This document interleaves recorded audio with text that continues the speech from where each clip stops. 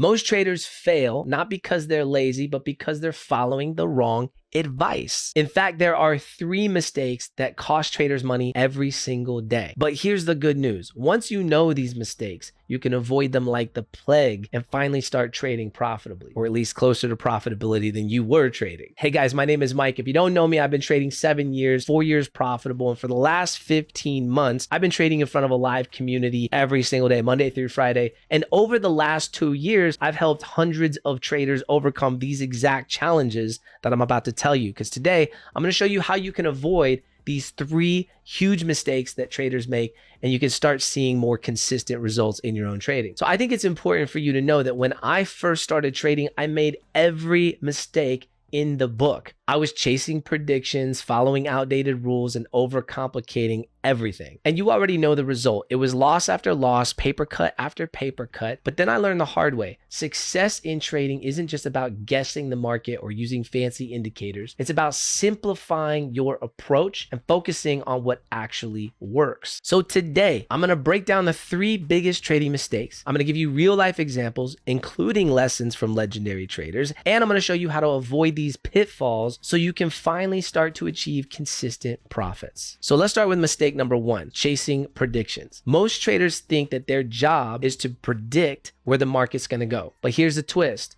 The market doesn't care what you think. Even the best traders like Jesse Livermore knew this. He once said, "The markets are never wrong, opinions often are." Livermore didn't just focus on predictions. He reacted to what the market was actually doing. So here's the key. It's not about knowing whether the market's going to go up or down. It's about knowing how you're going to react when price gets there. Ask yourself, are you prepared for any outcome, or are you just betting on one? Here's a live example from this morning. I typically hit the charts about 15 minutes before the market opens. So here you can see that we consolidated during Asia, London expanded to the downside, and then pre-market, before New York session started, we went and took out previous daily low. So it was at this time that I told my live trading group that we are in a downtrend. Now, from a structure standpoint, on a 1-hour time frame, you can see that we broke structure to the downside, closing a candle body underneath the prior candle body structure over to the left. This is your swing low, and basically created a lower low. At this point in time, we are in a 1-hour downtrend. So I told the trading crew when we jumped on, I said, look guys, we're in a downtrend. We want to wait and see where price wants to go. And so we're going to wait for a break of this range. Now I'm going to head down to the 15-minute time frame and play it out 15 minutes at a time.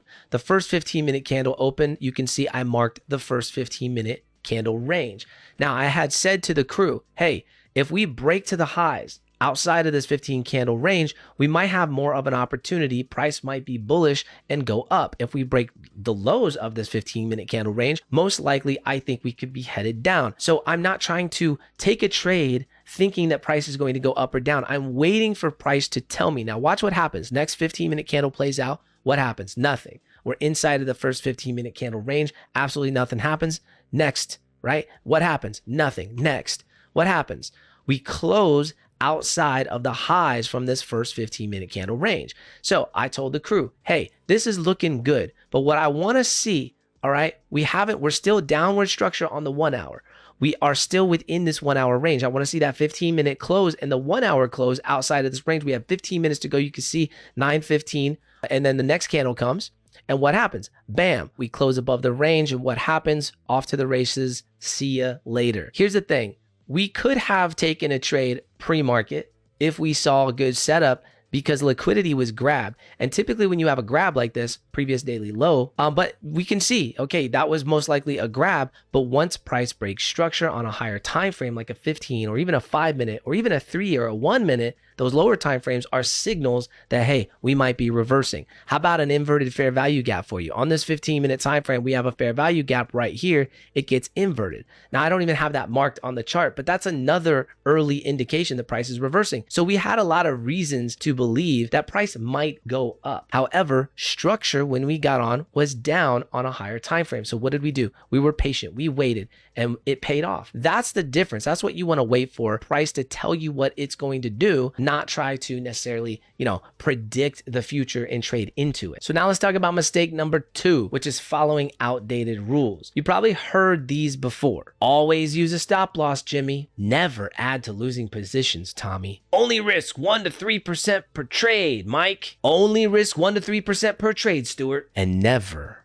and I mean never, add to losing positions. Here's the problem. These rules weren't designed to help you win. They were designed to help protect brokers and retail platforms. Take Michael Burry from The Big Short. You remember that movie about 2008 and the whole crash? He bet against the housing market when everyone else followed the rules. He didn't stick to the status quo and he made billions. The lesson is that sometimes you have to break the rules that everyone else follows as long as you know you're doing it. What you can do and what I teach is to learn the logic behind these rules and then adjust them to fit your style and goals. So for example, instead of rigid stop loss orders, consider manual exits based on market behavior. I have a whole video on how you can trail price using what I call shelves. So that would be a good alternative to start with. Now, when it comes to risk management, like only risking 1 to 2% per trade, always focus on a high R factor and never add to losing positions. Look,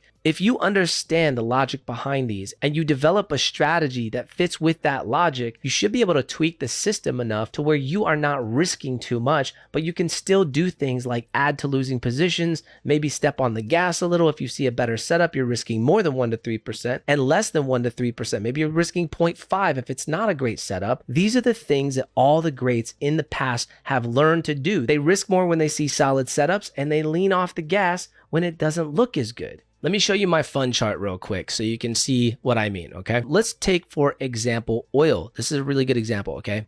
I called out oil right here. This was a really nice 5-to-1 trade. And you can see I have a stop loss. So with this particular trade, it was very simple for me. I looked at the shelf. I looked at the consolidation. I said, if price eats into this, we're probably going to go back up. And you can see we had just broken this trend line right here. And so it could be a fake out breakout, right? Fake out to the downside and then a push back up. So what this did was make it a cheap trade for me. So I used the stop loss because this could be a fake out breakout. Maybe it breaks to the downside, come back up. So I made this a cheap trade. It ended up working out beautifully. On to the next idea. So today I literally drew this out in our live stream. I said, hey, this is kind of my trade setup. Look, I'm going to take my first trade here. I think we could push. So from my point of view, the state of delivery has changed for price action, and I'm willing to basically not necessarily get out of this trade with a tight stop, right? It's not always about having high R's. It's about winning. And that's why I tell people there's many, many ways to win, but it's all about your money management system. So my money management system is I have 2 trades lined out here, and you don't have to risk more for this. I want to be very clear. Those of you guys who think that this is more risky adding to your trades, you're wrong. You're simply wrong. You are in control of how much you're risking on these trades. If you have 2 or 3 trades, all you have to do is make sure that your math is correct so that you're not over risking, right? You want to make sure that your math is correct here. So anyways, that's that trade idea. Let's look at Bitcoin. Bitcoin didn't really work out, but I had a hard stop.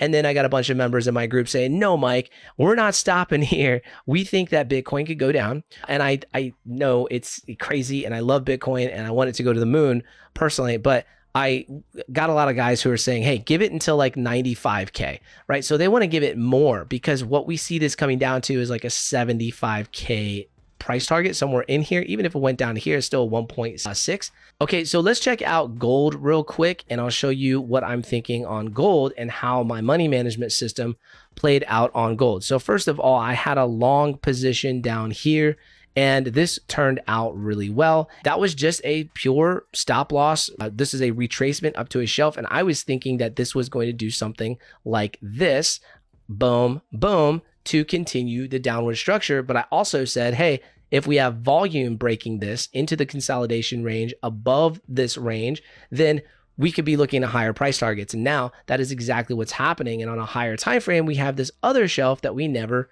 retraced to, we never tapped. And so now price structure is up. That's why this is pointed up and it was pointed down. But anyways, the point being right here could be an interesting idea for a long. So maybe off of support here, we go long.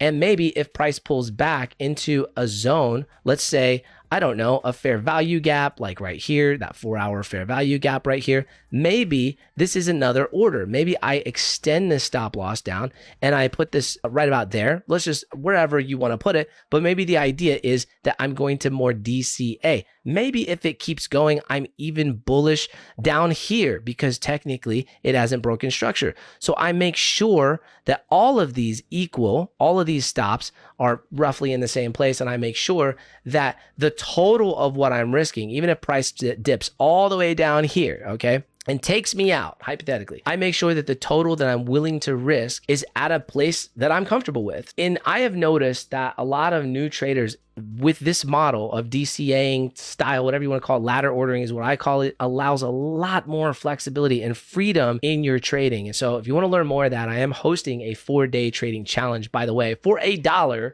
Okay. You click the link and you come in and you learn it. And I literally don't hold anything back. It's not like there's no hidden upsell or anything like that. I literally show you everything that I do in 4 days. So all of that is great, but it means nothing if you're overcomplicating your strategy. Many traders believe that the more indicators and tools they use, the better their chances. But I know that you know the truth. So here it is. Simplicity wins. Paul Tudor Jones, one of the world's most successful traders, keeps his charts clean and he focuses on price action. He once said that the simpler it is, the better I perform. So look, this is what worked for me. I don't know if this is going to work for you, but when I simplified my charts, when I removed all of the unnecessary indicators, I started making better decisions. For me, it was analysis paralysis. Complexity creates confusion. Simplicity creates clarity. So keep your strategy simple and use only what's essential to your decision-making process. So now that you know these 3 biggest mistakes, here's how you implement these changes. Number 1, audit your current strategy.